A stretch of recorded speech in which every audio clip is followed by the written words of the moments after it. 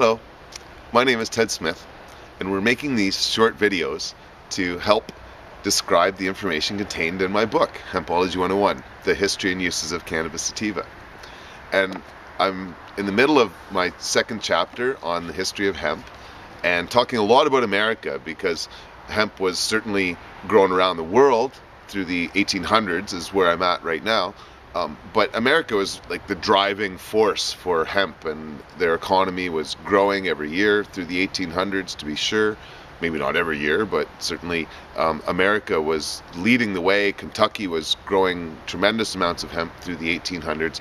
But there was a lot of competition as well. The world was becoming smaller, so there's crops like manila, flax, jute. They were all competing, and cotton, to be sure, for the hemp industry. So while hemp was number one for a very long time, it didn't stay there for a few reasons. Not only because of the competition, but because it was so hard to process.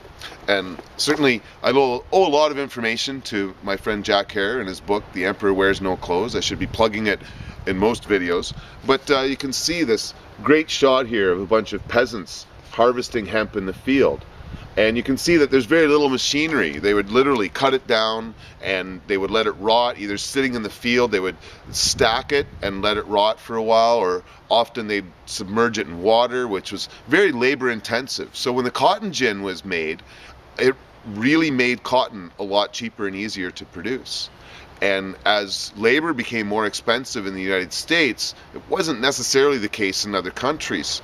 And so in many ways, hemp became more and more expensive, in part because of some of its qualities, that it's so big, that it's so tough, because the hemp plant is very strong. The fibers are some of the strongest known to man, and some of the longest as well, which is great when you're making rope and clothing, but certainly it's not great for machinery. And so through the 1800s, as time went on and the industrial era really took hold, hemp was actually used less because it became more expensive and was being pushed out of the markets. And it was something that was important to a lot of people. They were trying everything they could to develop good strains of hemp, to develop machinery that could process it. Apparently Thomas Jefferson was one of many that struggled to make some hemp machinery, but was never able to really make something that would be able to process it in the field.